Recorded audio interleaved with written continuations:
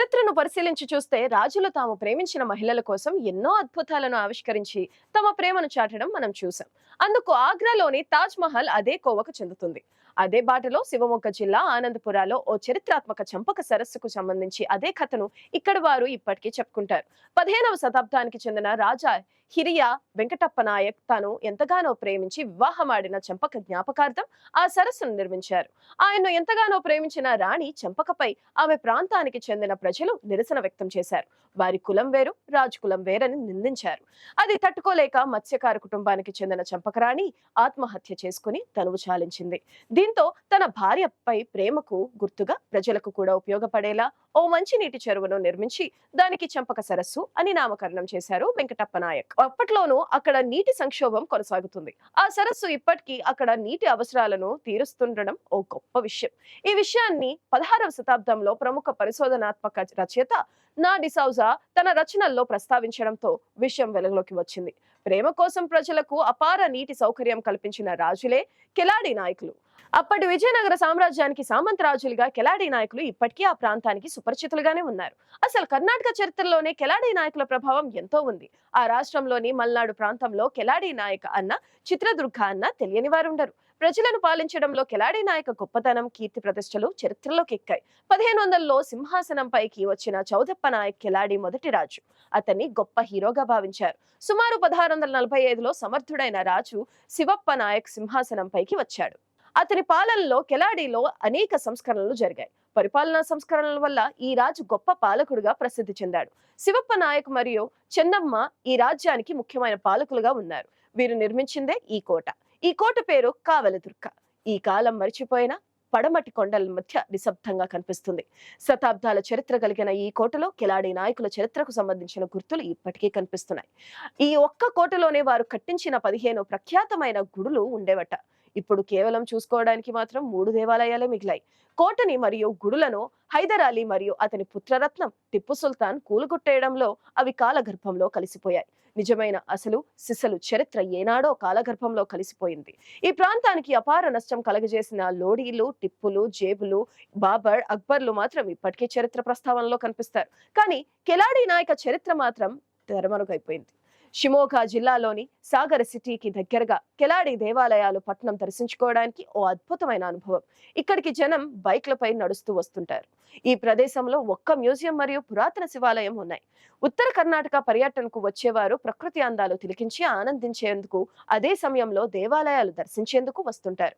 ఈ ప్రదేశంలో వీరభద్ర, పార్వతి, రామేశ్వర పేరుతో 3 దేవాలయాలున్నాయి. ఈ దేవాలయాలను చూస్తున్న పర్యాటకులకు కెలాడి నాయకులు, ఇతర వంశస్థులు పాలించిన కాలాన్ని గుర్తు చేస్తాయి. ఈ 3 దేవాలయాల్లో ద్రవిడ, హోయసల శిల్పకళా నైపుణ్యతలు జనాన్ని బాగా ఆకట్టుకుంటాయి. కెలాడి మ్యూజియంలో నేటికి కెలాడి నాయకుల పాలనలో రచించిన కొన్ని పురాతన గ్రంథాలున్నాయి. ఈ మ్యూజియంలో విలువైన మరియు చరిత్ర ప్రాధాన్యత గల శాసనాలు, నాణేలు, తాళపత్ర గ్రంథాలు కనిపిస్తాయి. కావలిదుర్గ కోటను 9వ శతాబ్దంలో కట్టారని అక్కడ శిలా శాసనాలు చెప్తున్నాయి. అయితే చెలువరంగప్ప కాలంలో అంటే 14వ శతాబ్దంలో దానికి అభివృద్ధి పనులు నిర్వహించారు. దీన్నే భువనగిరి అని కూడా అంటారు. కెలాడి నాయకకు మంచి పట్టున్న ప్రాంతంగా కావలిదుర్గ వెలిసిల్లింది. 1582 నుంచి 1629 మధ్యలో ఈ ప్రాంతంలో అగ్రహారం నిర్మించిన అభివృద్ధి చేశారు. ఇందులో ఏనుగులు, గుర్రాలు, సరస్సులు ఇప్పటికీ చెక్కు చెదరకుండా కనిపిస్తాయి. ఫోర్ట్ కావలిదుర్గ 3 వరుసల గోడలతో నిర్మించబడింది. అడవుల్లో దుర్గమ ప్రాంతంలో శత్రువులు ఊహలకు కూడా అందని రీతిలో ఎన్నో రహస్య కందకాలతో నిర్మించారు. అతిపెద్ద గ్రానైట్ బ్లాక్స్ కొండపైకి తరలించడం ఒక ఎత్తైతే వాటిని నిర్మాణంలో ఒదిగిపోయేలా చేయడం మరొక ఎత్తుగా చెప్పుకోవచ్చు. కోటకు ఉన్న ఎన్నో ద్వారాల్లో సైనికులు 24 గంటలు కాపలా కాసేలా అన్ని ఏర్పాట్లు చేయడం చూడవచ్చు. కొండకు చివరిలో ఉండే ఈ కోట శిఖర భాగం నుంచి పశ్చిమాన విశాలమైన సముద్రం కనిపిస్తూ ఉంటుంది. ఇక్కడ కనిపించే శిఖరేశ్వర టెంపుల్ చాలా బాగుంటుంది.